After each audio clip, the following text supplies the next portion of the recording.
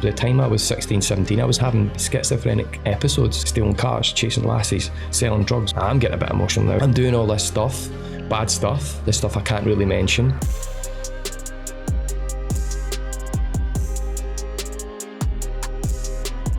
Ross, welcome to the show. Thank you so much for joining me. You're welcome. Looking forward to it. And I'm excited to be sitting down in the studio, diving into your story, diving into your perspectives. And from getting to know you, you're obviously well known for wellbeing science, for human optimisation, for psychology. Yep. But I want to go back long before that and understand what was shaping you in those early days that maybe wouldn't have indicated that we would have a conversation like this one in 2023. Definitely not. Yeah, you're right there. So what was going on as young Ross? Where did you grow up? What was it like? So I was brought up just outside of, North Lanarkshire, for those that don't know, just outside Glasgow. I would imagine some of your listeners are from out with Scotland. So Glasgow, then you have North Lanarkshire, then you have Airdrie, and then you have a small village in the back arse of nowhere called Glen Mavis. So it's a little village, a couple of thousand people. That's where I was raised. And it was, parts of my childhood were positive, parts were not so positive, you could say. What did you like as a kid? I knew you were a football man. What was I like? Or what were you into? What did you like? What did you enjoy? So I feel like I had a lot of aspirations, a lot of hobbies and interests, but they were quite quickly silenced from a very young age. So I was really into music. My mum raised me in all sorts of music. So from Wet, Wet, Wet and Curtis Tigers and, Simply Red, and then classical music and hip hop and all that. I was very into music, very into hip hop and poetry and drawing and arts and crafts and science to a degree when I was younger. And very much into football and karate and combat sports like boxing. And I wish I'd gotten into mixed martial arts much younger, but that didn't come till later on in life. Anyway, I was very athletic, very energetic, boisterous. But back to my previous point, the spirit of the times when I was younger at least, and not to sound crude here, but if I'm just being honest and calling it how it is, the spirit of the times was, look, if you're 10, 11, even as young as that, and you're not into football, want to chase girls and sleep with girls or have some sort of sexual activity with a girl, even as young as that, at that age, if you're not into sports, if you're not listening to hip hop music and rave music, then you're labelled a woofter, a poof, a gay boy. Yeah. And I know those terms aren't really nice to hear, especially in this day and age, but that was just the reality of my world. You would be ostracised. And so language has shifted a lot, Ross. It has. And at that time, that was the terminology used, and it wasn't nice 100%. At the time, but yeah, exactly as you say. And it was a bit more acceptable at the time. But that, again, objectively, those would have been the terms that would have been expressed toward me. And so to navigate that world, because that was, that was everything to me, that world, that was the norm. I had to and it wasn't a conscious thing, just, we're all trying to survive our immediate environment. I had to create a different identity. And you have to become more malleable. You're not aware of it. It just happened subconsciously. I wish I was more self-aware at that age and more conscious, but it just happened. And conforming to the social norms, the culture of the environment. And I diminished that authentic side of myself, that younger side of myself, the true. And I think a lot of people do that to a degree, to fit in with the street life that I was experiencing. Yeah, I know you delve into a lot of ancestral wisdom and a lot of evolutionary stuff. Mm-hmm. It's clear that when we're even in the 80s and the 90s, we conform to these things because we're still tribal in that sense. Yep. So for example, if somebody says, what team do you support, and you're not into football, you quite quickly at school learn to come up with a team that suits you. Yeah, it's very true. And probably from about the age of 11, my identity shifted quite considerably. Going to high school shifted that, and you have to become a bit more tough. And I was, as much as, because you and I have had conversations about, just before we went live, we had a conversation about some of the things that I was involved in, and if people don't have context, they would be likely to judge me for some things that I did, but. What would the context be then would maybe explain what would go on to happen during your life. Well, the more you learn about psychology and people, the less likely you are to judge them. You know, so That's a really interesting point. every single individual.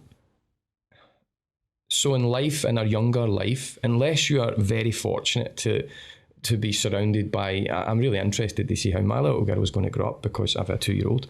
The other day, she's surrounded by books, educational books about. She had a posted on Instagram the other day. Don't post about her too much, but just a quick story. It's sunny weather right now, a rare sunny weather in Scotland, so we're outside a lot of the time. And I'd come home and I'd sat next to her in the chair, and she'd got a hold of one of my psychology books. It's just a little handheld book, and she's opening it up and flicking through it and pointing, "What's that, Daddy?" and pointing to the brain. You know, and it's a book that has a brain in it. It's talking about sleep cycles, it's talking about psychology, it's talking about consciousness, it's talking about all those things. She doesn't understand it, but over the years she will, because she'll be exposed to that, and it's going to be really interesting to see how that affects her ability to be more of a conscious navigator of life versus externally influenced. And I think we're all walking paths in life. Some we will walk, some we have walked. And we can either consciously navigate those paths, or we'll be externally influenced by a number of different forces. You know, our social norms, culture, parents, peers, school teachers, you name it, celebrities, so on and so forth.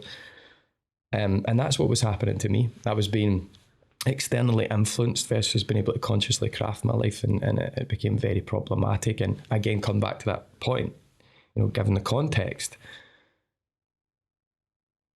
you can, if you're not consciously crafting your life, you can end up walking a path that isn't fruitful, that has a lot of negative consequences. You can find yourself on a path and you can feel like that, you know, dejected, suppressed, maybe even depressed. And that's a result of not consciously navigating your world. But I say consciously navigating your world, it's quite a loose thing. If you're a child at that point as well, as you say. You're a child. And unlike the sources that you're probably bringing your daughter up with and talking to her about and allowing her to explore, the chances of that happening within your upbringing were none. So my mum was single parent. So my mum was a young mum, still to this day. You know, she had myself and my sister by, I think, 22 and a half, 23. So pretty young. And so her identity was Ross and Abby's mum, and that's what she was for, 20 plus years. And my mum worked 2, sometimes 3 jobs. She worked in various factories. She done upholstery. She worked in Chinese takeaway, so it was hard for her. And she's a very loving person. My mum has a huge heart, and gave us a lot of time and energy and love, and was very active with us in many different ways and engaging. But you can only do so much when you're working 3 jobs. And my dad didn't really play a role, and if he did play a role when he was there, he was just a source of pain and suffering. Mum and dad separated when I was 4, and my dad was in and out of my life till I was 14, and then reappeared again at 17, but ultimately rejected myself and my sister at 14. And that filled me with a lot of daddy issues, a lot of confusion, anger and rage. And so that was hard to navigate. Equally, when you're speaking about going to high school and having to lean into a more stereotypical West of Scotland male upbringing, and you don't have a positive male role model, that again adds to the conflict in terms of who is Ross and how should Ross behave. And this is important for everyone. But if you are a young man and you can't consciously craft a goal, or you can't have a mentor, a sort of a guardian, a parent, someone who has your best interest at heart, create one for you, a favourable one, a healthy one, your environment will dictate that goal. And when you come from an environment like I did, where I was the only one of my peer group who had a younger sister, all my friends, I was the youngest in my year, so I'm a February birth, at the end of February. Yep. I was the youngest in my year. And all my friends were a year older than me, most of them 6 months to a year, which is a lot developmentally at that age. And they had bigger brothers who had bigger brothers. We all hung around in this one village. And so I would be 12, 13, 14, hanging about with guys who are 16, 18, 21, 22, stealing cars, chasing lassies, selling drugs, getting involved in all sorts of nefarious activities. And you become that, and all you want to do is fit in and survive. It's like Maslow's hierarchy of needs. You know, some of your, I would imagine they're quite an educated viewership or listenership. Maslow's hierarchy of needs, you know, you've got your basic needs for water, hydration, that's not coffee, needs for safety, sustenance, intimacy with another human being. Then you move into the higher needs of the sort of triangular hierarchy, pyramid. Some may have seen that visual representation.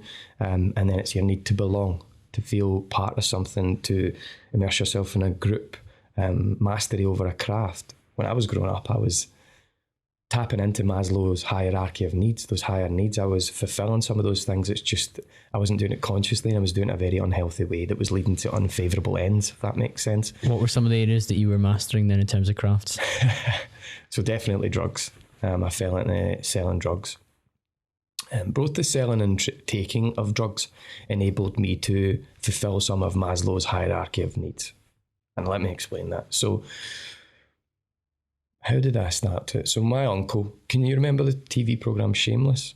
Yes. I'll kind of bounce around here, but hopefully Channel 4. I'll get the point across. So there was a character in that called Frank Gallagher, if you remember right. Party, scatter, that guy. Yeah, just long, stringy drunk black all hair, the time. Yeah. My uncle, I have an uncle who is basically that character. And when I was 11, he would be my age or close to my age right now. He'd be 38, 39. And I was 11, and I was a young looking 11. I wasn't a big 11, even though 11 is 11 developmentally, but I was a very young looking 11. Little fat face with a bowl cut and an undercut of the hair, you know, you can imagine. But he was an alcoholic. He was a drug addict. He was, if I'm being honest, a bit of a waste of space. You know, and things went on in his life too. You know, he found out he couldn't have kids. His wife left him for another woman. You know, even through his pain. There's context, and you said context. Once you understand psychology, you understand sometimes people. Where people you are. You can't judge people, or you're less likely. You should be less likely to judge people. So anyway, he didn't deal with his pain, and so he found raw sense pleasures. He found other substances to sort of diminish that pain and mask that pain.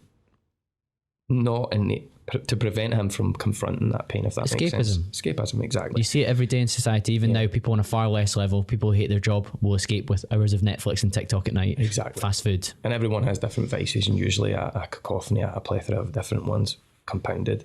But he would give me cannabis at 11, and I think back, I have a nephew who's 9. He's just turned 9. He was bigger than I was. He's much bigger than I was, but he's 9, and in a year or two he'll be the age I was when my uncle was giving me cannabis.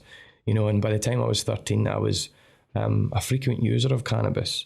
And there's people out there in the podcasting world that condone cannabis use, and I'm a big fan of one of those guys, Joe Rogan. Most people like Joe Rogan's podcast. You don't have to agree with all of his points, but of course don't. His podcast is awesome. It's bringing a lot of awareness to various topics that I value and I think are favourable for people to learn. However, he talks a lot about cannabis use, and he kind of promotes it and puts a positive spin on it, and there is some truth in that, but there's also the negative side. And what I've found is that when people all the people I know who smoke to this day or have smoked cannabis, those who were habitual users at a young age. Exactly. Those who were habitual users at a very young age and started probably, you know, between 11 and 15, as opposed to those who started when the brain is fully developed after the age of 25 to after the age of 30, round about that area. And that extends to a lot of other drugs as well. They have very different experiences of those drugs. I had, because I got exposed to it from such a young age, and I was a heavy consumer. By the time I was 16, 17, I was having schizophrenic episodes, not schizophrenic tendencies. I was having schizophrenic experiences. I was very paranoid, and I was hearing things, hearing voices, and I was very on edge. And so, anyway, coming back to my point, my uncle, he was exposing me to drugs from a very young age, and then it is so true what they say, cannabis is the gateway drug. But you know, by the time I'm 14, 15, I've tried basically every drug you can imagine. Speed, and I'm taking them regularly. Speed, cocaine, ecstasy, heroin, Valium, alcohol, cannabis, and some others, some lesser knowns. And when I was at school, in my opinion, the educational system I underwent failed me. And I left school with no education, and I had a lot of academic and athletic potential. It just wasn't tapped into, because in school, look at you now, it's quite clear that that's the case. Everyone has potential. Everyone has core genius, core strengths. You can't have mine, and I can't have yours. And they're a coalescing of what you've been born with, combined with what you've been exposed to and experienced over life. And we might get into that. It's that self-awareness piece and how you can unearth that stuff.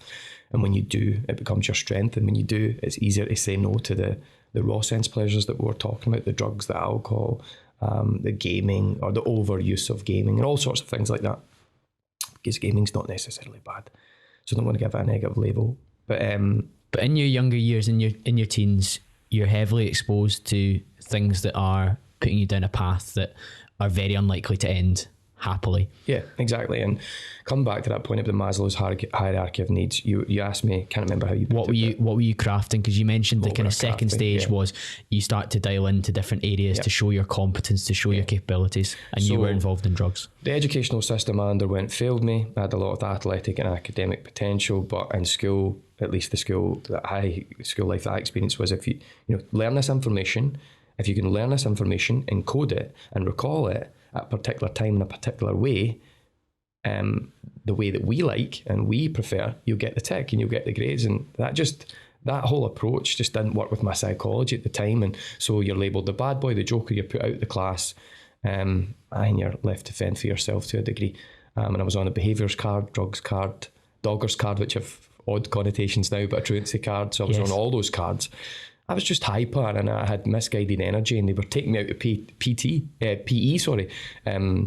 exercise. They were taking that away from me, which is the very thing that was keeping me grounded. So anyway, I do talk a lot. I'm doing going off and digressing into different. No, I'll guide us, Ross, and there's so much within that we can comment on. But as you say, the education system didn't know how to direct you. Yeah. And I think now, even still, there's probably elements where they don't quite know how to deal with that. In fact, now you just see a lot of ADHD diagnoses thrown around, and I don't know how to imagine that.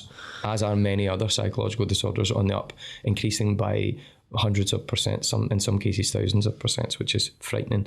But less than 5% of our global curriculum, just to speak to this educational piece, even today, less than 5% of our global Western curriculum is dedicated to health, well-being, psychological flourishing. So it's no wonder then we get into our 20s, 30s, 40s, 50s and 60s, we're suffering unnecessarily, or we're just failing to realise our fullest potential.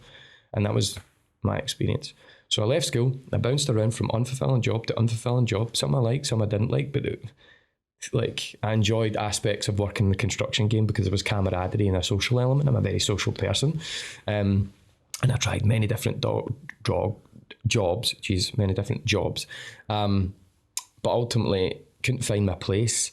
And that's when the drug dealing was already, I'd been selling drugs since the age of 13, 14. I was almost expelled from school for the selling and smoking of drugs. And it starts off small and it compounds and builds. And so by the time I was about 16, I'd left school, 16, 17, I'd left school, loads of unfulfilling jobs, but I had this thing that I was pretty good at, and I know that might sound odd to people, but I was good at it. Like, I was strategic with it. A lot of the sort of skills and the sort of aptitudes and abilities that I have now, I have as a result of... They were just misaligned. They were misaligned, exactly.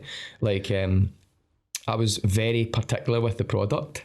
I was very on point. I was very diligent. And it was cannabis at first, and then it became ecstasy, and then counterfeit clothes and cigarettes and Ray-Bans, and then cocaine, and that's where it get very dark.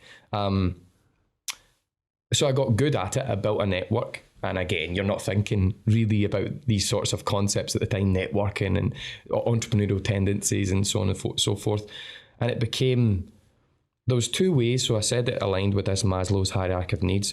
So when you're the guy in your social circle to go to for drugs, or Ross gets all the girls or whatever, I was quite popular in that sense. I was a cute one back in the day. I was getting the girls. I was the guy to go to for the Stone Island gear and all the clothes. CP company, the stuff that people wanted. I could get cigarettes. I could get any drug you wanted. There's a particular power that comes with that, and it's exciting. And when you're not able to tap in, you're not able to fulfill those deeper psychological needs in a healthy way, your environment dictates how you, and that's the case for many young men. And usually if you don't have a craft, like if you're not a joiner, working class background, if you're not a joiner, painter and decorator, a plumber, whatever, or if you're not great at sports, or you could have been great at sports but you just didn't have the mentorship, like I didn't get taken to football training and all that, my mum worked 3 jobs, so how can you? Then your environment will give you this other thing, and in my case it was drugs. And I was just realising more of myself through that. The network was expanding. I was becoming more well known. You walk into a pub and everyone knows you. There's that power, there's that essence. You had status. I had status, exactly. I was mastering a craft. I was feeling like I belonged to something. You're moving up Maslow's hierarchy of needs. You're not aware of this. It's deeper. You're tapping into deeper psychological needs. You're acquiring assets. All these different things. So I don't know how much you know about the psychology of drivers, psychological drivers. So there's like your need to protect, defend and protect. Your need to acquire. Your need for love and belonging. You need to learn, to fulfill curiosity. The need to self-actualize. All those different needs. They're being fulfilled. But then also I wasn't just selling drugs, I was taking drugs. And this is how my addiction happened. So naturally there's a physiological addiction that can occur, but there's also a psychological addiction. This is when the psychological addiction occurred, which has more of a hold over you. The physiological stuff, if you're really strong, if you have the right will, the right support, you can get over that fairly quickly, depending on what substances you're using and how long you've been using them. But the psychological grasp is much harder. And by psychological grasp, what I mean is I didn't know what my value was when I was younger, and many people don't. Now, I had this tendency to be overly curious. I still have it to this day. Again, it was just misaligned. One of my strongest strengths is curiosity. I'm an experimenter. I'm a human guinea pig. I love that side of myself. It was just when you do that stuff with drugs at a very young age, it become heavily problematic. You were playing in the wrong arena. Exactly. It's as simple as that. I couldn't have put it better. So when there's drugs there, what was happening was I wasn't just a guy who was sniffing a line of cocaine. I was chopping up a line of cocaine, aligning that with a line of ecstasy and a line of speed, sniffing it, and I was getting a response out of people. This guy's crazy, but in a positive way. This guy's silly or Ross daft, and it was getting a response. Praise. It was indirect subconscious praise. It was feedback, positive feedback from my environment, and I stuck with that in a sense, that silly, wild way. And that didn't bode well for me, because then that's how I attained some of my value. So you've got this thing, you've got drugs, the selling and taking of it. I'm moving up Maslow's hierarchy of needs, and I'm finding deep levels of fulfillment, but it doesn't lead down, it doesn't end well. Last summer I read... Does that make sense? It makes total sense, because last summer I read The Status Game by Will Storr, and I was lucky to host him on the podcast last week at the time of us talking. And he was saying that status is the original human currency. Not money, not possessions, not anything else. Status. And you can achieve status in any domain you turn your hand to. So people sometimes move away from the status game. So I'm not playing the materialistic status game, but they then brag about being so unmaterialistic and shunning everything. So they go up the status hierarchy in that field. In the same way, somebody might say, I'm detached from the status game. I'm really mindful. In fact, Will actually went to a retreat where they were doing like 16, 17, 18, 20 day, like no input things. But the host of that was this shaven-headed British guy who would sit up on high above you. So he was playing the status game in that regard. In the same way, you were playing the status game, but in the drug dealing space, or in the drug taking space as well. Ross takes more than anyone else. He's out longer. He sells more drugs than anyone else. He's the guy to go to for a fun time and to spend time with. You just were playing the status game in that respect. Whereas if you look at you now, you're playing the status game to some extent in motivating people, in coaching, in consulting, in aligning people in the right way. It just so happens you were turning your attention in a game or an arena, as I said earlier. I've never quite heard it been put like that, but that is true. In terms of the status I'm game, very lucky the guests I get to speak to that teach me this stuff. And it's interesting you say that, about the point about status game in different realms, like a more mindful realm, or that involves silent retreats. And I've never quite thought about it. Everyone's working their way up a hierarchy or a league table in some way. progress is happiness, as Tony Robbins said, and It is. we look to achieve progress in whatever we do. So one of the other examples we talked about with Will was CrossFit. So your WOD, obviously, the faster you can do it, the higher status you are within your CrossFit box. Yeah. And that's relatively healthy because you can apply yourself. Will actually now volunteers for the Samaritans. Yeah. And if you become a more valuable team member within the Samaritans, you save more lives, you help more people, you have more conversations. Now, don't get me wrong, there's an element of fulfilling the desire in our ego to progress, but it's got a net positive outcome off the back of it. What you were doing didn't have a net positive outcome because of the nature of what you were involved in. But if you look at what you do now, you're applying the same things to the world that you're in, and it is having a positive outcome. Yeah. There's so many things that you just said there I want to pick apart. So the Tony Robbins piece, and also the piece about CrossFit and fitness athletes. Yeah, let's take our time. Let's go Tony Robbins first. Tony Robbins, because I think it's important to know, I don't know, what is the average age of your typical? 25 to 35 typically, but there's people either side, of course. Okay. So when I was younger, I was experiencing all these issues. And there was times when I was really unhappy and anxious and I was full of angst and frustration. I've heard you say you had diagnosed OCD as well. Yeah, well, no, I wasn't diagnosed with OCD. Sorry. No, that's okay. I was, though, I didn't think you knew this, but I was diagnosed I'll with do my research, panic Ross, disorder. I promise. So I was but this is one that I hadn't really spoken about much. I was diagnosed with panic disorder at 19, and we can get into that. But when I was about 8, my mum took me to see a psychologist because I was displaying all these atypical abnormal behaviours. So you make a note of the Tony Robbins piece and the fitness piece and the CrossFit and how it can lead to addiction with fitness. But I said that in quite a commanding way, but just to keep us... it's my job as a host. Points. Where was I going there?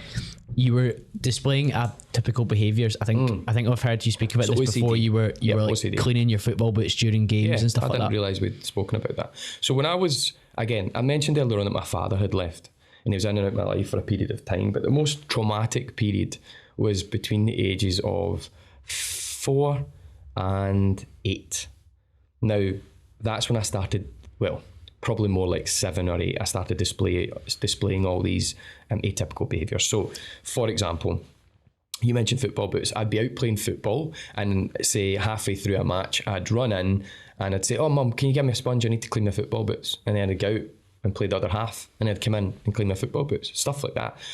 She thought I was also very tidy, so I would always be keen to move my room, put my bedroom here, and this week I want it here and I want it, but also making it very clean and cleaning up. And then I started to almost colour code and line, that way you can line all your shirts. And some people do that to a degree, but that's just anal of them. But, I'm lining all my shirts. I remember I used to drink Coca-Cola when I was younger, and those kind of stereotypical bottles of Coca-Cola, they have that kind of hourglass, kind of stereotypical feminine shape to them. So I would finish one of those, and I had a number of them, let's say 30, and I would make sure they were cleaned, washed out, and turned to the front. Stuff like this, and my mother was like, initially she thought, I've got a clean son, yay, because I don't need clean his room all the time. But beyond that, she started getting really worried. She took me to see a psychologist, and the psychologist said, he's displaying textbook signs of a form of OCD, which there are many different forms. You've got OCD hoarding, OCD contamination, but in my case it was OCD. So you got OCD hoarding, OCD contamination, and in my case it was OCD ordering, which is where I was trying to exert control over my immediate environment, because in my little child's brain there was a lack of control because I wanted a father figure and he wasn't there. So my external world was full of trauma and all over the place, and my little internal brain couldn't really, just was craving balance. And my mother was trying her best to do that, but you can only do the best. And so this was your means of seizing. That was my way of seizing back, acquiring control again. But fortunately for me, when I was about 7.5, 8, my mum met a lovely man by the name of Stevie, and I have a lot to thank him for. One day I would like to, they split up at a later date, and I haven't seen him since. And I've always had it in my mind that I'd like to write him a letter or go see him, or and I kind of think my mum knows where he lives.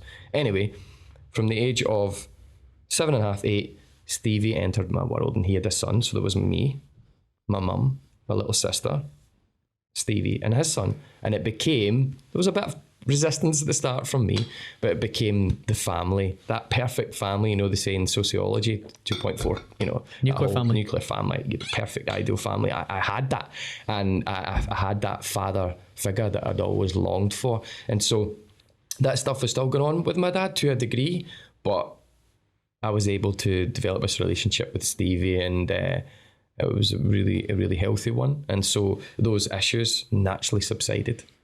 Interesting. When I found what I needed, when I was fulfilled from, you know, the yin and the yang need.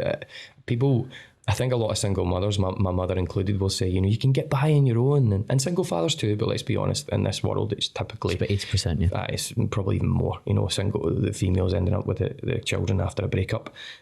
My mother would say, you know, I can do it all on my own, and, you know, there's almost a degree of pride attached to that, and so there should be. But you do the benefit, and we look at psychological benefits of the yin and the yang, the mother and the father. They're very obvious. Where was I going with that then? So I was talking about Tony Robbins the OCD piece. And later on, I was diagnosed with panic disorder, and that was a result of me having probably some neurotic tendencies, some already established ambient anxiety. I don't know if you're familiar with what that is. Colin, but ambient anxiety is, and all of us display it in one way or another, but you know, individuals will sit and they'll shake their knee, they'll chew in pens, they'll bite their nails, they're in queues for a couple of minutes, but they'll be going, or that wouldn't be diagnosed as ambient anxiety, or not diagnosed because you can't get a diagnosis of ambient anxiety, but you wouldn't label someone as having ambient anxiety because it can come and go. It's more transient than that. But it's an indication of it. It's an indication of it. And it's one of these factors that, you know, if it exists in an issue, they're more predisposed to then having a diagnosis of some form of anxiety. So I had probably some neurotic tendencies. Maybe that was genetic, and then my environment had given me this sort of ambient anxiety. I'm living a very toxic lifestyle with drugs and alcohol, the lack of sleep, and also relationships, you know, mood contagion, relational illness. There was a lot of people in my environment, family members, obviously one being my uncle, and in my social group. Have you ever heard about the term relational illness? No, explain that to me. So, You've most certainly been in an environment where you felt someone's off energy.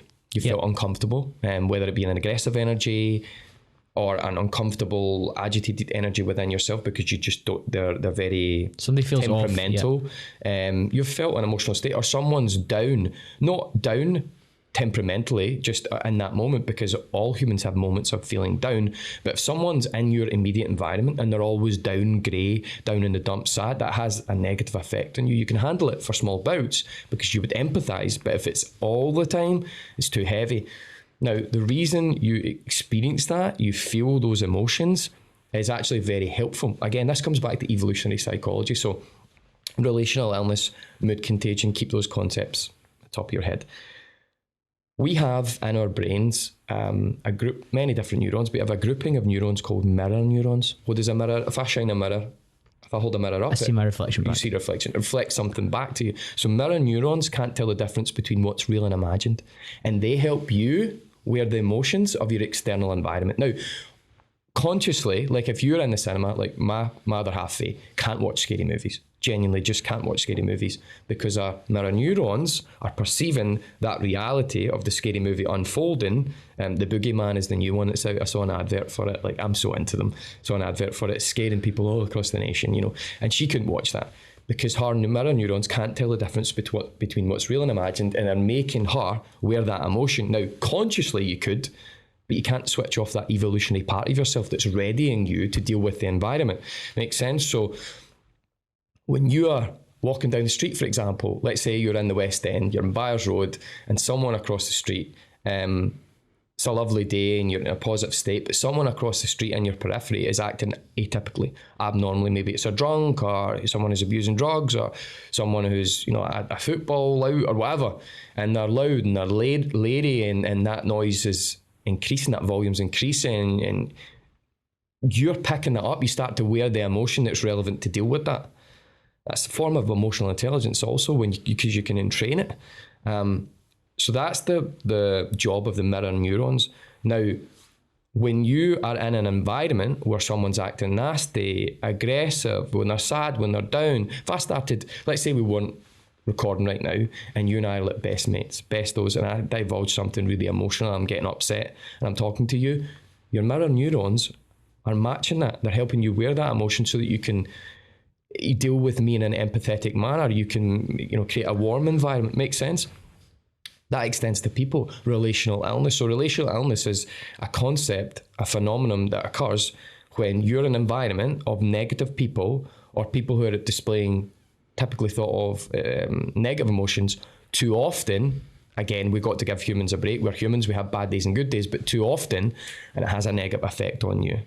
And so when I was younger, you know, for example, I dealt with a lot of, I said my environment was toxic. Not only did I probably have some genetic neurotic tendencies, not only did I have some ambient anxiety brewing because of the toxic lifestyle that I was living, but I was also in a toxic environment, because when my mum was with Stevie, the good guy that I mentioned, from the age of 7.5 to about 14, that's when they split up, and that's when things went really south for me. She ended up 2-3 years later meeting another individual. I won't mention his name, but he was an ex-SAS serviceman.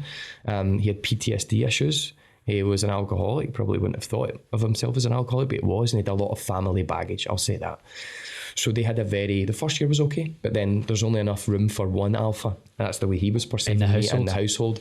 And he just came in all controlling, and we had a very physical, you know, altercations, and there was a lot of abuse, and there was a lot of abuse going on between him and my mother. Not nice.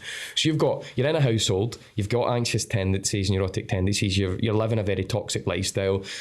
You know, your environment isn't very nourish and favourable. There's all this stuff going on. You know, I could hear them arguing all the time, and he was just drunk, and then it was physical with him, he and I sometimes, and very psychological. Like, I'll give you an example. Played a lot of FIFA, was a big FIFA fan when I was younger. And one day I came in from work, and this is such a small example. One day I came in for work, and my typical routine would be play a game of FIFA. And it wasn't working. I'm fiddling about the PS, and I'm like, what's going on here?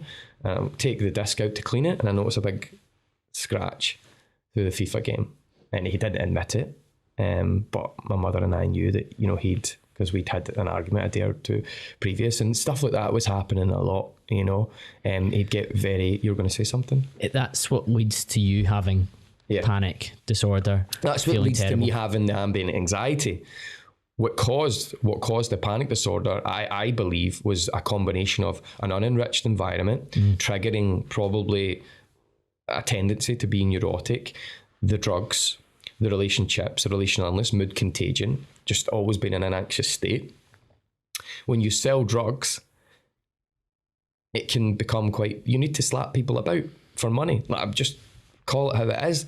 And then there's situations where you're trying to get money off people, and they're all tougher and a lot harder for you than you. I'm 5'8". I'd said earlier, I'm a 5'8" in a good day. Back then I was about 135 pounds, slight guy. You know, a guy who's 6'2" and hardened, who could slap me about. You know, you're trying to confront them and get money. You need to come up with different tactics. You need to take weapons. You need to whatever to get your money, because you've got to deal with some other guy who's tougher than you. You know, and who's talking about chains of hierarchy up the chain. And so having to deal with all that and do all that, and then on top of that, having people turn up at your house at 4 or 5 in the morning. I've had guys run through my house, and my mum's in the living room. Where's the guy for the drug? You know, like chapping my window out their nut at 4 or 5 in the morning, wanting to get more eckies or, you know, more coat or whatever it might be. It filled me with all this anxiety. And then what happened was, I was working for a company called Ludden Construction. I was 19, and I'd been working with them for about a year. And there was loads of males in that environment, but one male in particular, his name was Paul, kind of took me under his wing. And again, I wasn't exposed to many positive male mentors at that time in my life. And Paul was great for me. You know, he told me not just what I needed to hear, but not just what I wanted to hear, but what I needed to hear. And he would always say, like, I don't like my life. I don't like aspects of my life. And he'd say to me, I don't want you to stay in this job. It's a dead end job. I want you to go out. And he says, you've got some potential. He said it in his own way, but that's what he said. And I felt it for the first time. I felt that. And he would give me little pieces of wisdom now and again. And we developed a really close relationship. I would be the first person he would pick up in the morning, and I'd be the last person he dropped off. So we'd have quiet time alone to speak. Time alone to speak and connect. Conversations that the other guys wouldn't be privy to. And we wouldn't have those types of conversations with the other guys. And he was dealing with a lot in his life. You know, he was only 30, about my age now, about 37. He had 2 kids, you know, teenage girls. His relationship with his wife wasn't the best. He was on and off the cigarettes, on and off the alcohol, drunk quite heavily, and a lot of stress, financial stress. Anyway, this one day at work, we are in Castlemilk, we're putting in islands, and the van was parked up in a big wind curb, a high curb, and he was complaining of feeling sick. I'll try and whiz through this story. He was complaining and feeling sick. And Paul wasn't one for complaining. And he got out the van and in the van and out the van and in the van, and he was trying to take a breath, and he was trying to break wind, trying to burp. And the guys were all winding him up. So I was sat directly behind him. There was another guy here to the left, and another guy in the back, Shani and Colin. And they were winding him up, saying, you're back in the drink again. You know, boisterousness, camaraderie, the stuff that you would imagine would happen in that environment. He said, no, I really don't feel well. And he took he exited the van one last time, took a breath in, and he was struggling to get air in, sat back in the seat, and he said, and I'll never forget this, as clear as day, he said, one of you guys are going to have to take me to hospital. Now, for context, again, he was not that type of guy. This is a hardened guy that works in construction sites. Tough guy, usually kept all his emotions to himself, maybe with the exception of our conversations. And that's when I was a bit panicked, and I was ready to say, you know, I'll take you. And in that moment, he fell out the van. So imagine you're on a wind curb, you're on a high curb, you're in the front seat of the van, you fall, so he fell like this. Onto his face. I opened the van door, he'd fell onto his face, smashed his face off the ground from quite the height, and I'd rolled him over. And he was convulsing and snorting and gurgling, and he was all covered in blood. And I'd said to one of the guys, Shani in the front, I said, go and get the site health and safety. And I was only 19 at the time, and then Colin, who was just sitting to the left of me, he says, I'm going to go and phone an ambulance. And he couldn't get a signal.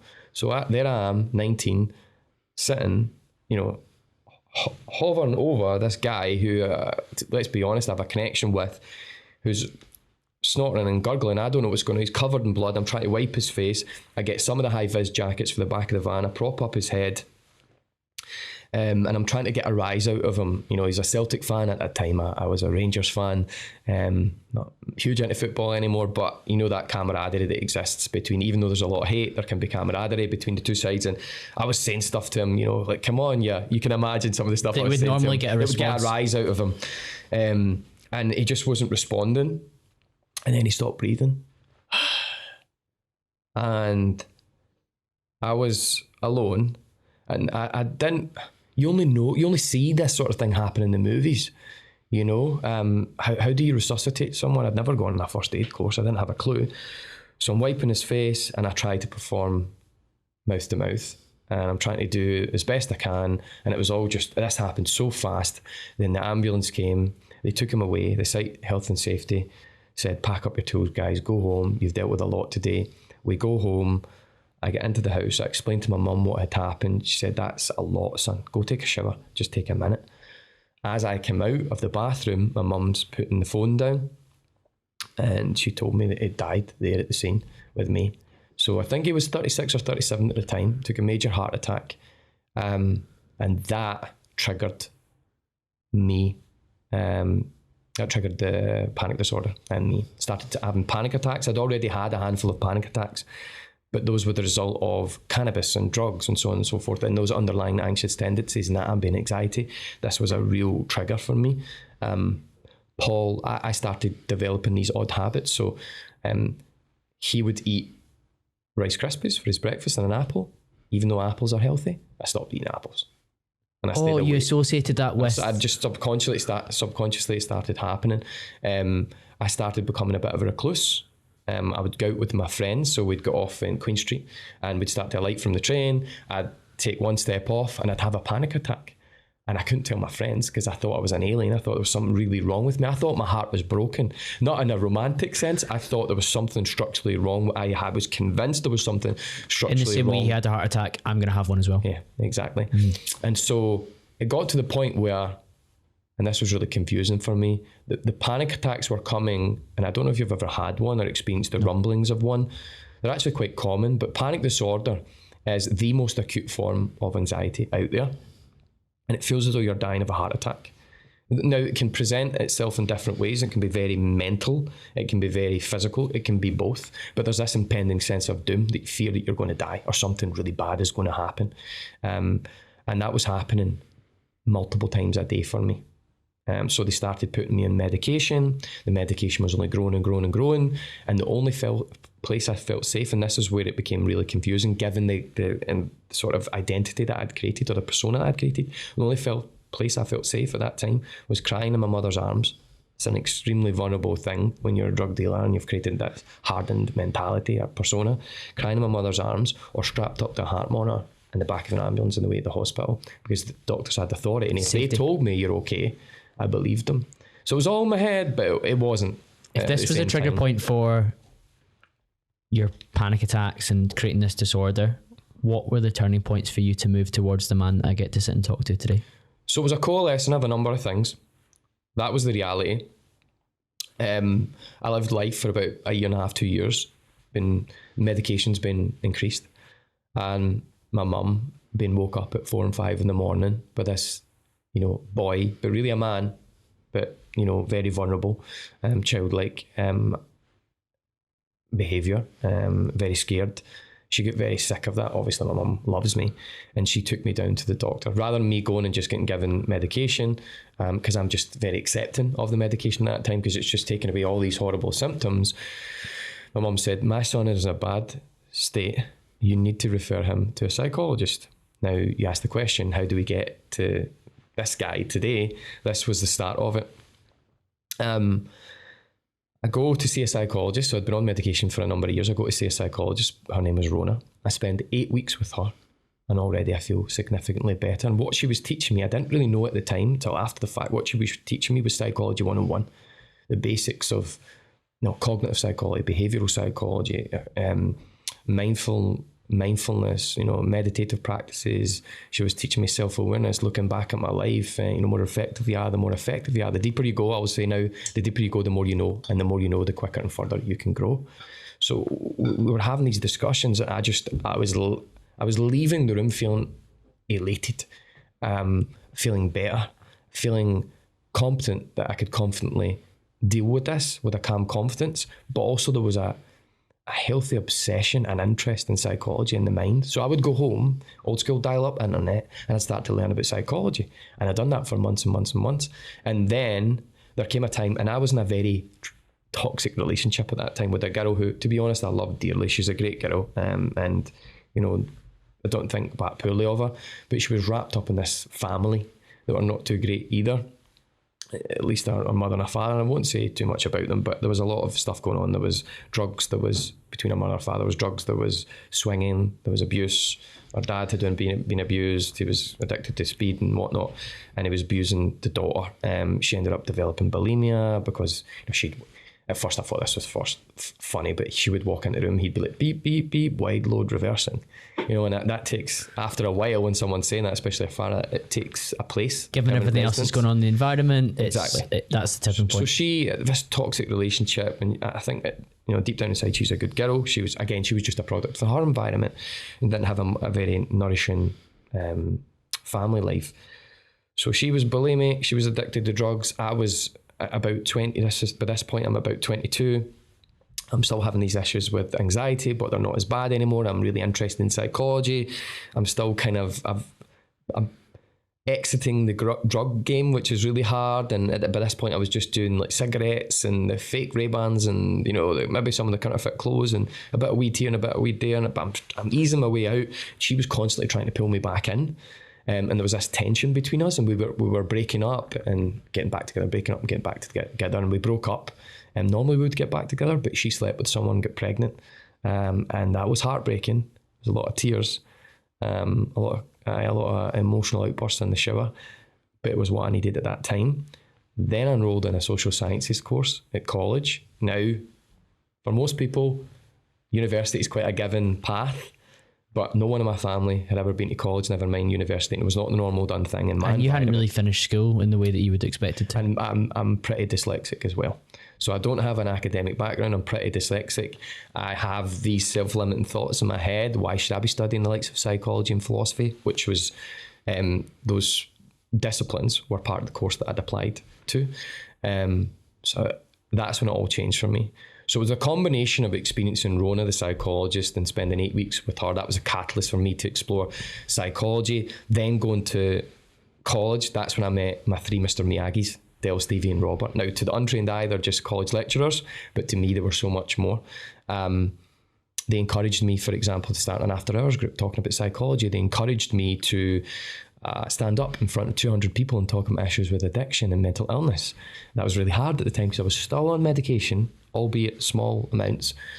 But they just gave me, again, Maslow's hierarchy of needs. I'm realising my potential, to come back to you're right, Tony Robbins piece, progress matters. So in life, the most unhappiest people in life have no goals or vague goals. The happiest people in life have goals and goals that are very specific. Say that again. The unhappiest people in life have no goals or vague goals. The happiest people have goals and goals that are very specific. When I was not leading a very good life, I had no goals. And if I did, they were like maintenance goals: brush your teeth, go to the shops, back and forth. That's different from push goals. Maintenance goals, push goals.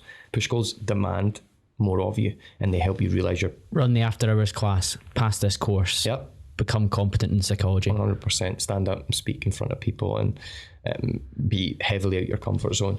And so coming back to that point, like if you don't, a lot of people have the goal in life of they want to be happier and more fulfilled, right?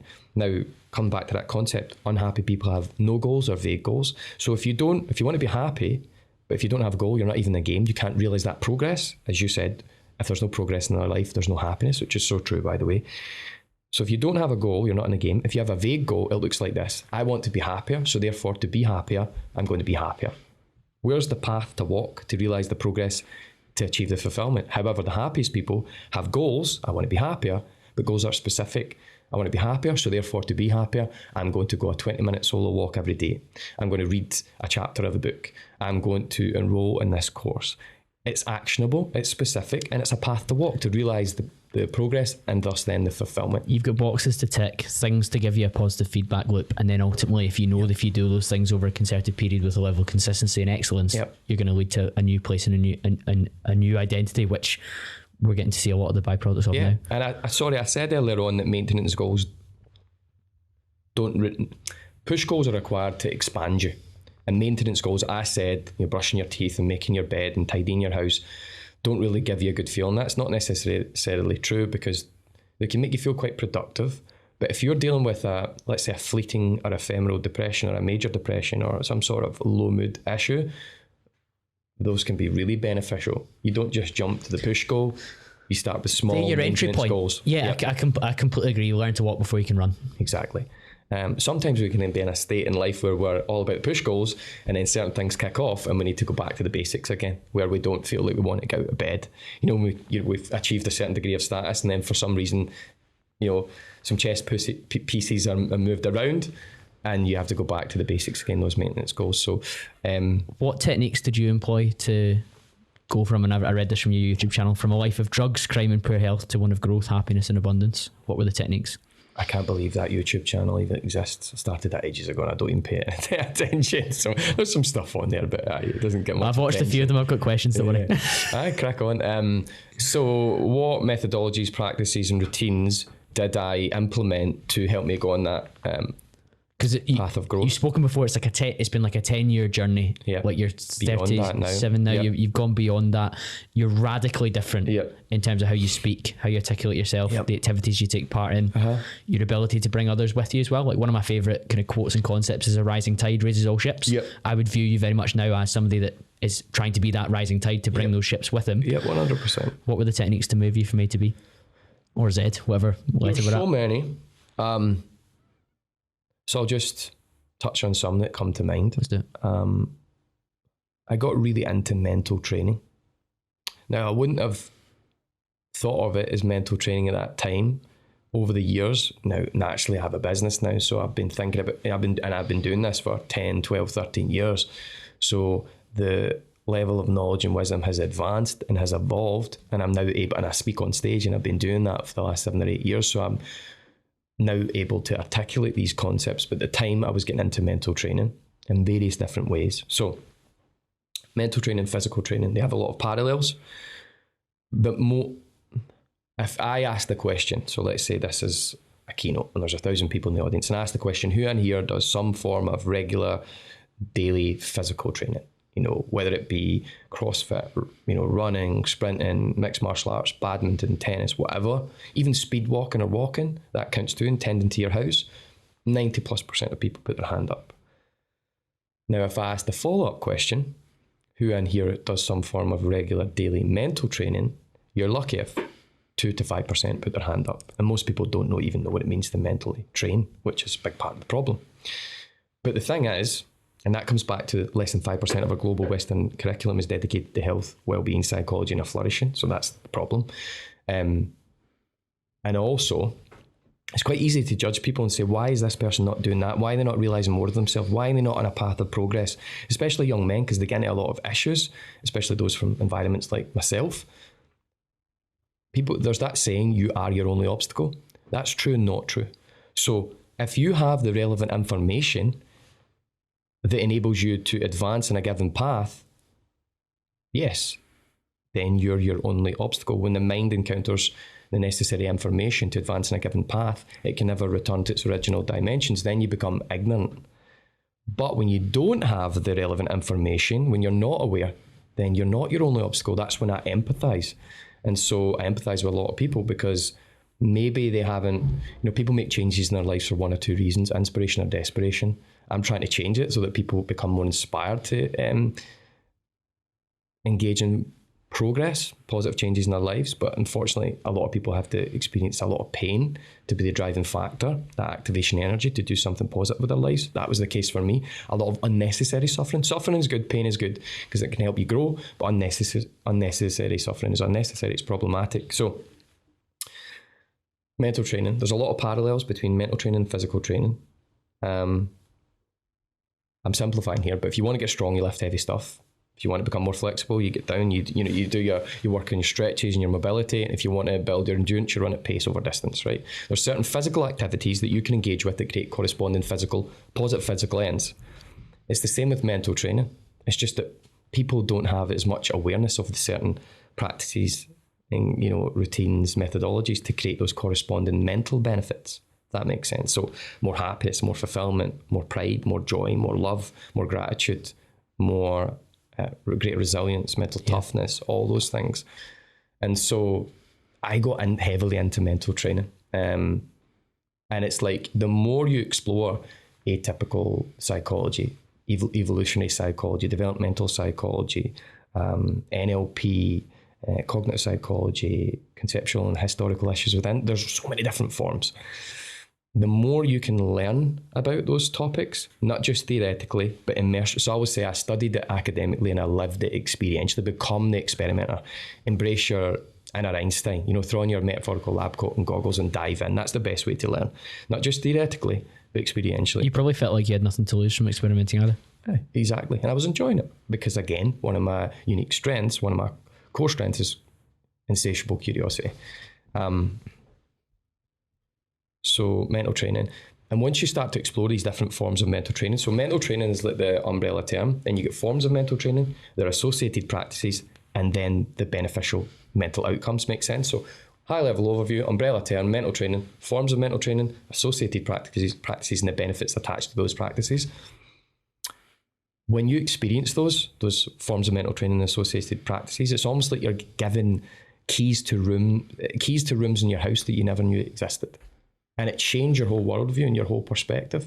And so I'm experiencing these forms of mental training. It's changing my worldview. I'm seeing the world through a completely different lens. I'm becoming more competent. I'm becoming more confident. In psychology, we have this thing called the competence loop. The more competent you become, the more confident you become. It opens up your worldview. You become, your level of self-belief expands. Your vision for your life expands, and you take more and more action. And it just grows and grows and grows. And, you know, and also confidence comes from making promises with yourself and keeping those promises and acting on them. So I got enamored by mental training. And I was just realizing all these different parts of myself. And I was like, whoa. And again, people are giving me positive feedback as I'm, you know, healthy positive feedback as I'm doing all these things. And I think, so there's getting into mental training, but ultimately what I did do was, you know, those authentic thoughts that you have when you're on the toilet pan, let's just be honest, when you're in the shower, when you're out walking your dog. When you're unplugged. Yeah, when you're unplugged, exactly. When you're on your own, when you're in a distraction-free environment. You have these authentic thoughts, just the real stuff, you know, it's not filtered. You're thinking truthfully, if you will. I started listening to those again. You know, remember I said earlier on when I was a kid, I was diminishing that side of myself. I hid them, and it wasn't as conscious at the time. It just happened as a response to trying to navigate that environment effectively. I started listening to them again, but more importantly, I started acting on them. So I was acting on my authentic thoughts. I was pondering them more. I was journaling a lot. And I don't mean Sabrina the Teenage Witch journaling, sitting down, you know, with my PJs on, journaling about my romantic experiences. I'm talking about really effective journaling, and exploring mental training. And again, just applying, just jumping off the cliff and developing wings on the way down, and associating myself with more. Again, it was all about people. It's always about people. You know, my grandmother, my wee granny Mary, passed away a couple of years ago. I love her to bits. She used to say to me, fly with the crows, son. Fly with the crows. You'll get shot with the crows. But equally, a goose can fly 75% further in formation than ever could on its own. So it's all about, again, it can either be relational illness, mood contagion, your environment shackling you and holding you down. I always say, if you want to assess your relationships to ascend your life, you know, if you want to advance your life, your relationships can either elevate you or shackle you. And so for me, I started finding myself in the company of people who were looking out for my best interest. Del, Stevie and Robert at college, my three Mr. Miyagi's. And so there was a number of different things. The people to support it, a more nourishing environment, me connecting with my true and authentic thoughts, exploring mental training, the forms of mental training. It's opening up all these different rooms in the house of my mind, if you will, and I'm acting on them. And the more action I'm taking, the more traction I'm gaining, and consistent action breeds consistent results. And it just became a thing. It was compounded. It was evolving over time. Yeah. I love these concepts, and one of the things I pride myself on as a host is asking the obvious question that somebody listening on their AirPods or in the car would ask as well. And a lot of people that are trying to make the changes that you made, maybe on a less extreme scale, maybe they're not coming from a drug dealing background, maybe they're coming from just a place of discomfort and not feeling quite aligned, but they still need to make a change. You made these changes. You seem quite fearless in making these changes. You talked about jumping and growing wings on the way down. What pushback or pullback did you receive that you had to disregard? Because that's one of the most common things I hear people say. Oh, the friends that I'm with just now judge me for going for a walk in the morning, for meditating, for considering grounding, for journaling. You joked Sabrina the Teenage Witch. Even if it was really purposeful, deep, considered journaling, you're still going to get people that are like, what are you doing that for? Yeah, and I had that in abundance of my close friends and family members, and I'm not really connected with many of my family members to this day. I'm not going to cry if something in my eye there, genuinely. Not that there's anything wrong with crying. But yeah, I had to go on a lonely path. I've had to do that multiple times. I have found new groups of friends, and I've had to, I guess I've grown through a number of different friend groups over a long period of time, and because of that negative response from family members, and actually what I did do was I went to Madrid. So when I'd gotten into university, so I was facing 2 years in jail. So I kind of going off on a wee tangent here, but I'd been involved with the police for so long. I had a very unhealthy record with the police. At the age of 23, my lawyer turns and tells me, you're looking at 2 years in jail for this, so there isn't much I could do. I go and get a secondary opinion, a tertiary opinion. The response was the same. It's not very nice to hear. And 2 years prior to that, I'd narrowly evaded jail, and there'd been a number of small to moderate compound. So in my mind, I'm going to jail. Long story short, I don't go to jail. Those 3 Mr. Miyagis I mentioned, Del, Stevie and Robert, I didn't know this after the fact, but they wrote letters to the magistrate. Forever grateful for that. They saw your potential. They saw my potential in that year. And as much as I had to deal with a load of different consequences, tag, several hundred hours community service, denied access into America, and a number of other things, it was far better than the alternative. And that's when I started to move forward. But you'd mentioned, did you deal with any pushback? At that point in my life, I was so sick and tired of being sick and tired that I had to take major action. It was like, you're going, what direction are you going to go in? And so I enrolled. I had enrolled midway through that semester at college. I had applied to go to a number of different universities. I'd been accepted at every university that I applied to go to, which is a big deal for me. I wanted to go to Glasgow University, study psychology and neuroscience from the best. I'm in Glasgow University 1 month, and that court case was upon me. And it was such a horrible time. Fortunately, I didn't go to jail. And then I went fourth. And that's when I started to sort of went this 10-year mission to learn as much as possible could about how to navigate this world as best I could. And my first year of university, I moved away from home. That was huge. So my mum and my stepfather had that toxic relationship going on. And I just was like, I can't handle this anymore. And it was really tough because you're like beholden to your village and your family, and you don't know much else. And there wasn't podcasts and stuff at that time. And even when I was in my early 20s, words like, when I was like 21, 22, 23, words like mindfulness, anxiety and depression and mental health, they weren't being discussed, and there wasn't that much internet. It wasn't as accessible, and there wasn't podcasts, and there wasn't these inspiring people to look up to. Online mentors is huge. A total cheat code for today's society. Like, you don't need to be you don't need to have close proximity. Geographically, these individuals can be anywhere, and it's so important. It's majorly important, and I started surrounding myself with those individuals that weren't geographically close, and also through books. And I became an avid reader and an avid explorer, an avid educator. I left home, and that was a huge thing for me. I went through my first year at university, which was an absolute struggle, as a guy who, one, I can't write for long periods of time because I've injured this hand 16 times. Through fighting and punching walls and punching people, and through I think it's 16 breaks, fractures and dislocations. Like, my hand is a mess. So I had to get a scribe in university. Every time I was doing an exam, I had to go and take extra classes to because again I'm pretty dyslexic. It was slow.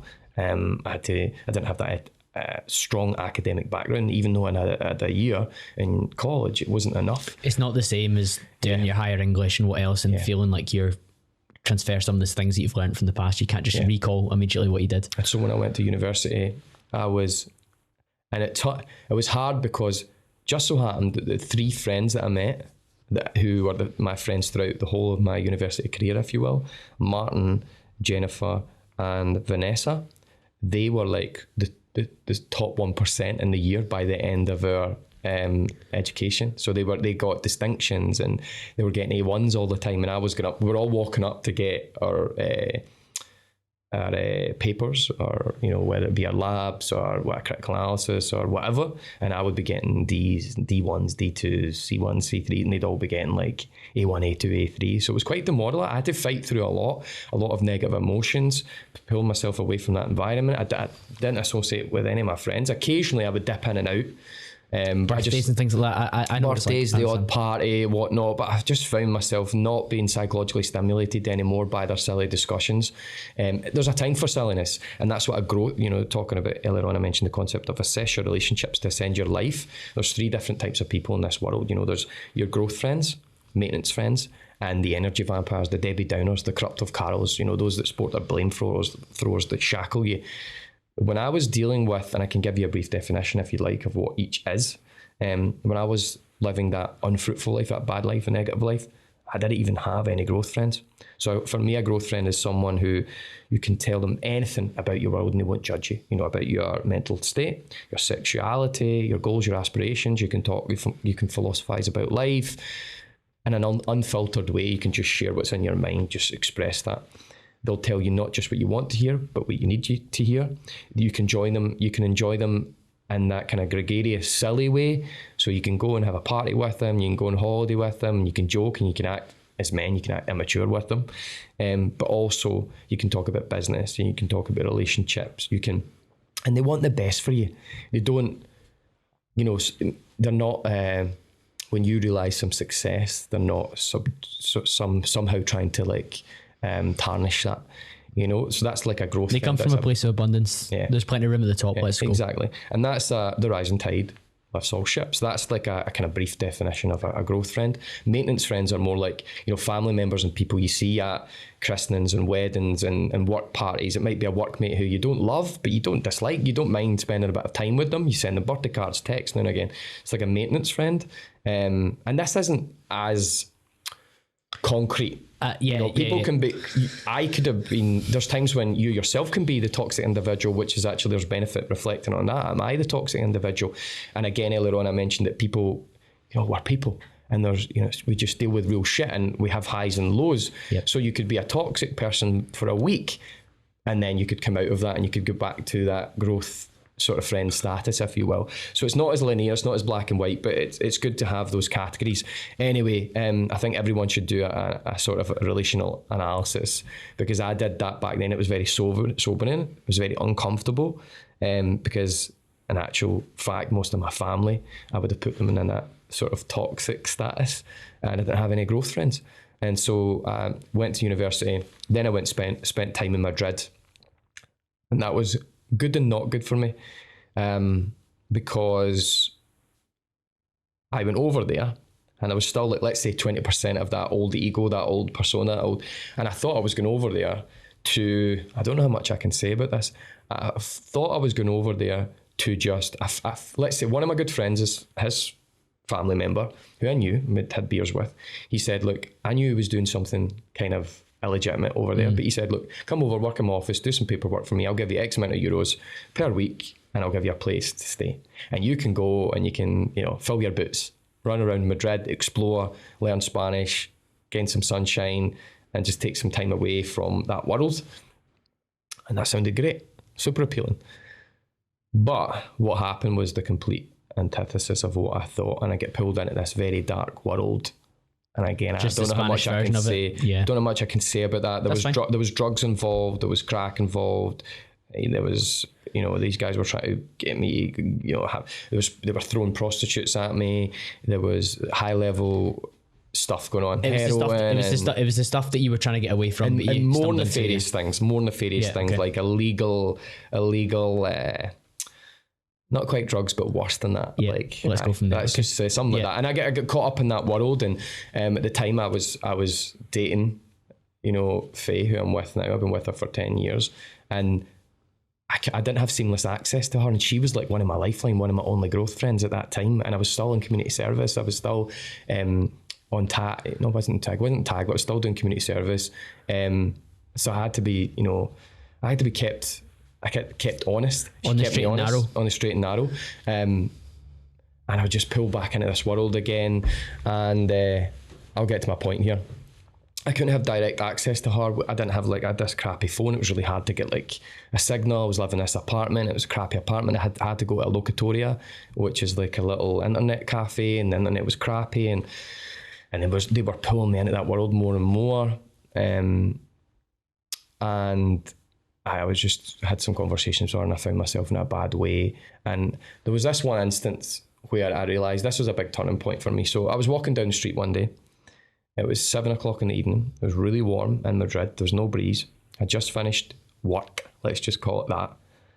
And I was walking home toward my flat in this really grubby area in a city in Madrid. And there was this old man.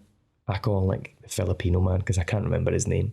He was an old man, and he must have been about 85. He had all the sunspots and whatnot, and he was carrying like 4 bags in this arm and 5 bags in this arm.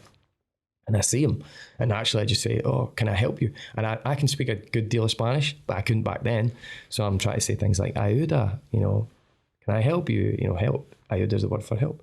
And he's like, no. And I was like, look, how far is it to your house? And we kind of managed to figure that out through my broken Spanish. And he says, oh, it's basically it was an hour, 10 minutes. And I said, look, I'll walk with you. And I took some of his bags and he held some of his bags, and we couldn't interact much. We just shared this moment in the sunshine. It was just he and I, and he would constantly just glance over, periodically glance over and smile at me, very grateful for what I was doing. So I get to his home, I go inside, put the bags down, tiny little place, not much bigger than this podcast studio. And his wife's there. And he must have had some words. He had a bit of a discussion with his wife, and I'm about to leave.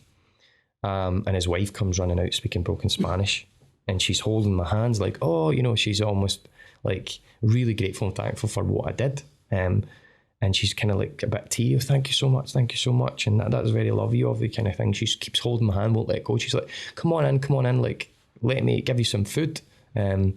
And I was like, no, honestly, it's okay and everything. She was very forceful with it. And I'm like, okay, I'll oblige. And I sat down, I had a little cup of tea with them and, some fruit or whatnot. And she gave me a hug and he gave me a hug. And I left and I broke down crying because I'm doing all this stuff. I'm getting a bit emotional now. I'm doing all this stuff because I know how pivotal this was for my development. I'm doing all this stuff, bad stuff, the stuff I can't really mention, more than drugs. What I would say even worse than just selling some drugs. These individuals and entities are trying to pull me back into a horrible world, a dark world. And I have this moment, and it just awakened me to the idea that you can either wake up every morning and say, what can the world do for me? Or ask yourself, what can I do for the world? And just that moment with that little Filipino man, that moment in the sunshine and his wife, walking home, I was really, really moved by it. And I spoke to Faye and I booked my flight home. I came home and I never looked back from that day. So as much as, being in jail, been stood in front of a magistrate, waiting to hear my fate to go to jail for 2 years, and that was pretty much guaranteed in my head and in the heads of my family members and my lawyers. That was a big moment. It wasn't a big X Factor moment. There's no Katy Perry music. There was no confetti bursts, but it was what I needed. And sometimes we need multiple moments. And so I was on a path of progress. Compounding effect. And then something tried to knock me off that path. And that was the moment I really said, no, this is who I'm supposed to be. I'm supposed to be studying this stuff. I'm supposed to be on this path. I'm supposed to be. And I got really into self-awareness and figuring out who I was. And again, being self-governed versus externally influenced. And self-awareness for me is everything. If I put it in a podium of priority, is wellbeing science, self-awareness, and mental training. I write down a handful of things before every podcast, Roth, and self-awareness is one of the big strengths that I've recognised in every conversation I've had with you and everything that you've created online as well. And then throughout this, you've just reinforced that. Yep. For somebody listening that wants to work on their self-awareness, what would you advocate they do first? Oh, this is my jam. I love it. And the reason I love it is because I know how pivotal it can be, and I know that everyone's out there trying to do their best, walking paths, when really a lot of people really don't know who they are. And I say that with empathy. I'm not trying to judge them, because I was in that same position. And I said earlier on, the deeper you go, the more you know. The more you know, the quicker and further you'll grow. So there's different ways to develop self-awareness.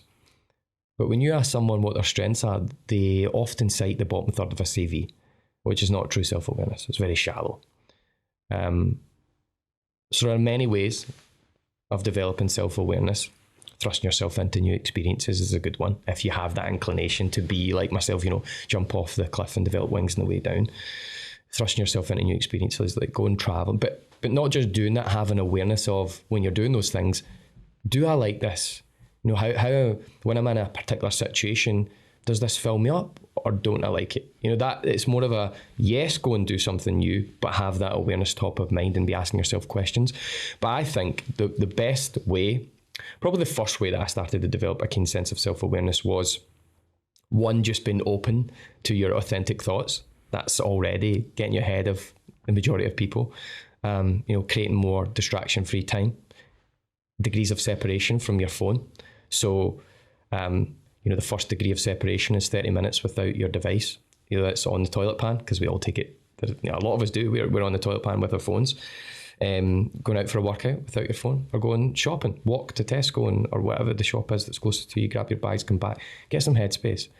First degree of detachment from your devices. And then it goes on, and it's like mini wins. That's like 90-minute to 60 to 120 minute periods without your phone. So you wake up in the morning, you don't turn your phone on for the first 2 hours.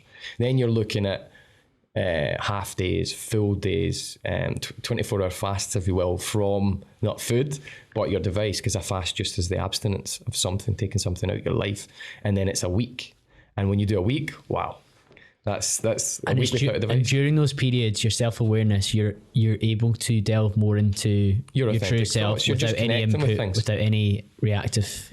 You need to have a reflective mentality top of mind, and it's good to have. So for me, the quality of the questions you ask yourself determines the quality of your life. So if I said to you, right, Colin, I'll throw out a couple of questions. Who are you beyond fitness? Who are you beyond alcohol? And if you were a parent, who are you beyond your label as a parent? People freak out when they properly contemplate those questions. It's deep. It's super deep. But the deeper you go, the more you know, the quicker and further you grow. Another one. The billboard experiment. So you know what a billboard is, everyone does. You've walked by plenty of them. There's usually signs that are projected out. Now imagine you could project a sign onto a billboard. You, Colin, you could project a sign onto that billboard, and that sign is not just seen by a few hundred people, passers-by, not just seen by a nation, but it's seen by the world. All 8 billion people can engage with your one message. But what message would you put on a billboard? It's up there for a day. What would that message be? Now, of course, you don't need to answer it, but listen to this podcast. Yeah, there you go. True, because again, you're privy to different conversations that will expand your mind.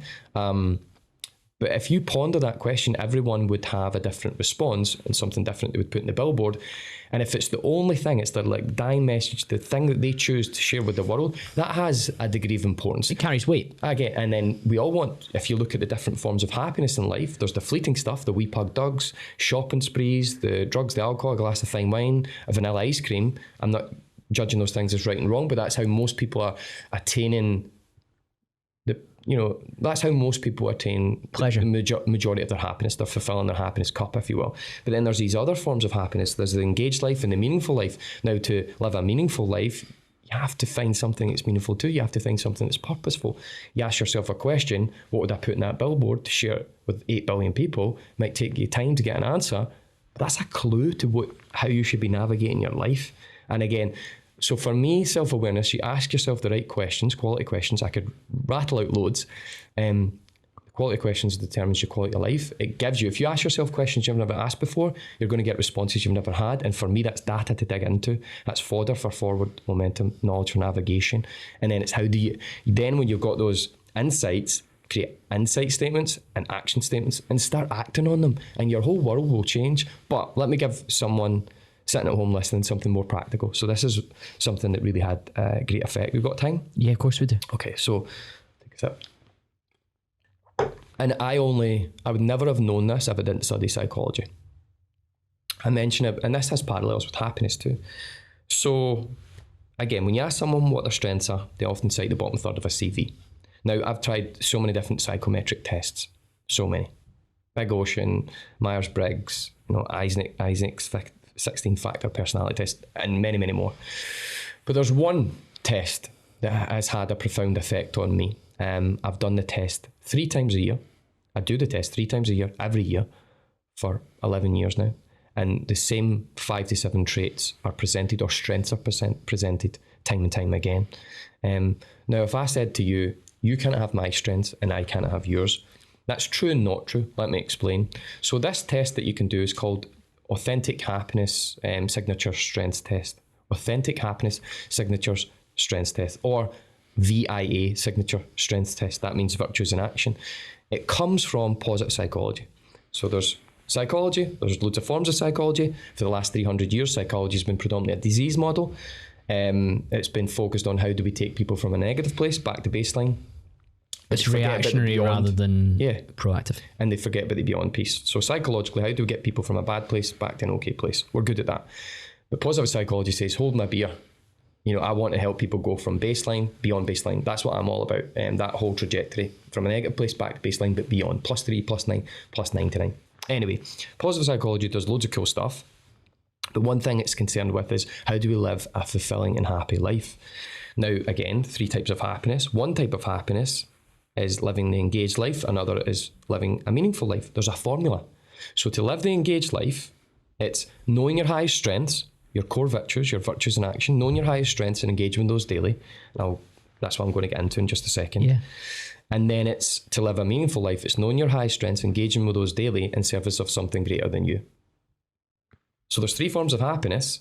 The hedonic life, the raw sense pleasures. That's how most of the majority of society attain the majority of the happiness. But again, you can't judge them. You've got to empathize, because most don't have an awareness of these other 2 forms, the engaged life and the meaningful life. Now, self-awareness 101, to live an engaged life, you need to know your highest strengths. You can't have mine and I can't have yours. That test that I'm talking about on AuthenticHappiness.org was created by all the different psychological associations from all across the world. I'm a member of the British Psychological Association, the BPS. Then you have the American Psychological Association, who promote excellence through psychology. The founding father of the American Psychological Association drove this project about 30, 40 years ago. His name is Martin Seligman, and a number of others influenced that. Essentially looked at all the different books and important scriptures from all around the world. So religious scriptures like the Bhagavad Gita, the Tao, the Quran, the Bible, the Bushido way of the world, all these and more. And they researched them for years and years to figure out what are the key patterns, what are the consistencies, how do we help people live a truly and fulfilling life? And so they whittled it down to 24 character strengths. Everyone has 24 character strengths. Again, you need to live an engaged life and a meaningful life. You need to know your core genius, your character strengths are. They're a combination of what you've been born with, coalescing with what you've been exposed to and experienced over life. You take the test, and actually before you take the test, it's actually a good idea to have a think about what you yourself might think your strongest strengths may be. That there's benefit in that. Then you take the test and it spits out, let's say, 5 character strengths that are unique to you. I've done it for the last 10, 12 years, 3 times a year, and it always spits out 5 to 7. Sometimes it's changed, but usually about 5 to 7 of the same strengths. And it's not one of these tests where you would have the same 5 to 7 strengths. It's completely different to everyone. And that gives you some insights. So that here's what you thought your strengths may be. Here's what a test indicates objectively. Now you have to reflect on those. So for example, I'll tell you one of my high strengths is, because I think an example will help yourself and your listener understand.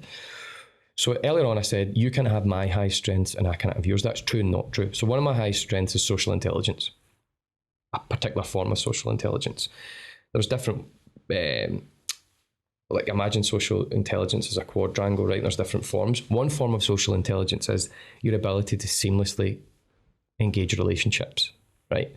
What I mean by that is, you're in a queue at Morrison's, Tesco's, Waitrose, if you're from a middle class background, I live in the West End.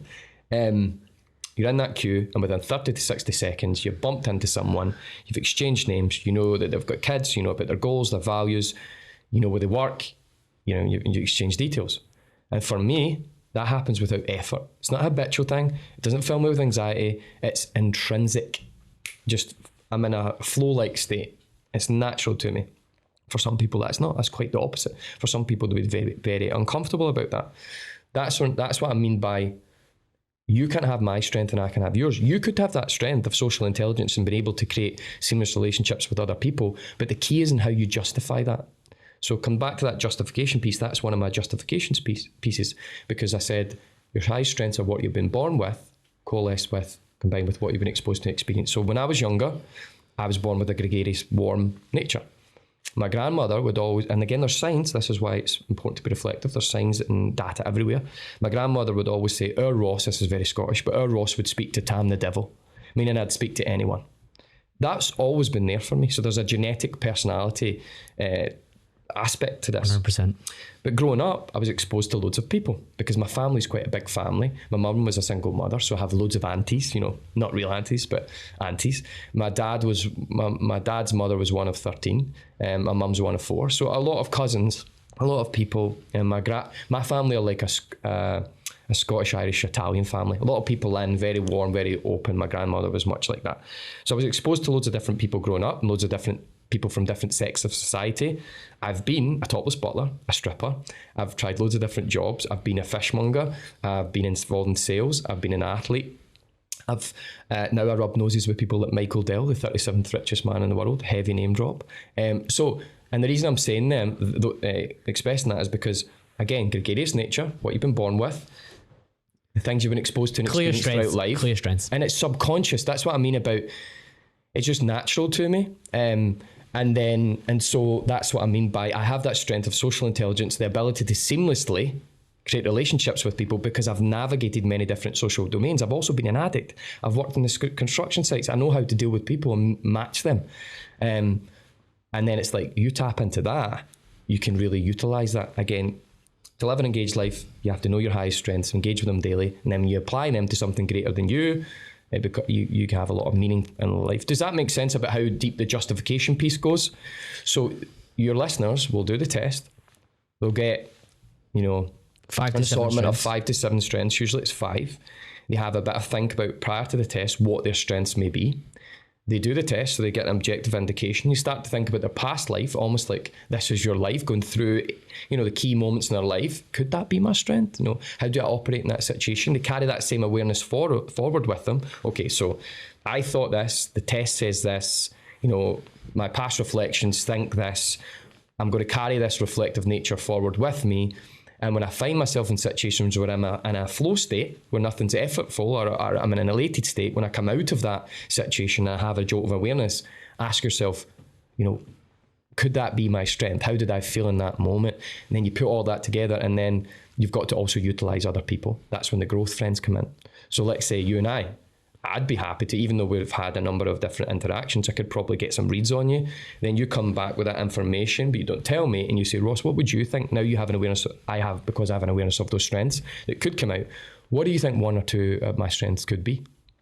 All those things combined. Fire those up. And you start to, it's a slow game, it's a slow burn, so that's why a lot of people won't do it. But the first action is the uncomfortable bit of assessing yourself, because some people don't want to go through that experience. And asking other people and having people in your environment you can ask those questions. They won't judge you, and they're open. What are you talking about? They're open-minded enough to explore it.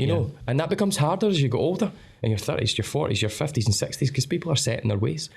So that's how you develop self-awareness. In short, we've only got so much time. And again, once you start to know what your highest strengths are, then you apply them to something greater than you, which I feel that's what I'm doing now. Like, my work is about more than just me. I live every day to be the me that I never had. That makes sense. It's inspiring. So I'm trying to optimize as many people to go from a negative place back to baseline and beyond baseline, and to avoid the unnecessary suffering that I experienced. And self-awareness is key to that. Yeah, it's something I can encourage massively. I've had a couple of guests on the podcast. One in particular, Thomas Erickson, wrote Surrounded by Idiots, which is based on the DISC personality model, which albeit perhaps isn't as in-depth as the personality test that you're speaking about, but I've done it twice in different work environments through Insights Discovery, which is one of the companies that does these things. And once you understand these things, you quite often see why you end up doing some of the things you do, or why you should maybe do some more things that you haven't done at the moment. So for example, some of the things I've done around the podcast, I've kind of delved in deeper because of what I understand about myself and how I'm wired, so to speak, but also acknowledging that there's things that I can work on. So the justified section, right? What can I improve on? But I feel like we've only just scratched the surface, Ross, and I've absolutely loved this chat, and I'm sure the listeners have as well. Where should they head towards to continue the conversation with you? So I don't do a great deal of online stuff. 95% of what I do is offline, corporate consultancy work. I'm about to launch some big retreats, business-based retreats with a wellbeing slant. So I'm working that arm of my business, supporting gyms. But I'm about to bring some people on board, because I can't do everything in my business, and I have my strengths and my weaknesses. So I'm bringing some people on board, which is going to enable me to sort of build more of an online presence, which I would like to do versus offline. But they can find me on Instagram, the motivational dude. Name was picked for me, not by me. They can find me on LinkedIn. Probably LinkedIn and Instagram are the 2 platforms that I frequent fairly regularly. Great. I don't post a lot, but that will show change in the next year. They'll both be linked in the show notes. Thank you so much to you, Ross, and thank you to you, the listener, as well. And I'll be back to speak to you all again very, very soon.